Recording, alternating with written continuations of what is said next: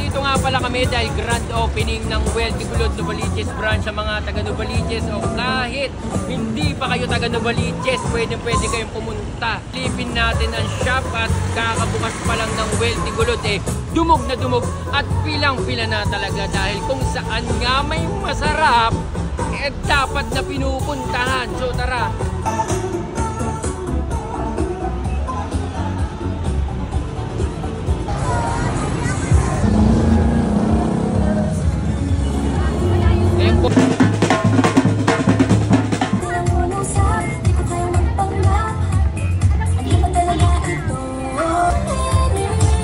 So nandito kami ngayon sa kakabukas lang September 8 grand opening ng Wealthy Novaliches Gulod branch. So nakikita naman natin sa likod sobrang haba na agad ng pila kakabukas pa lang ng Wealthy.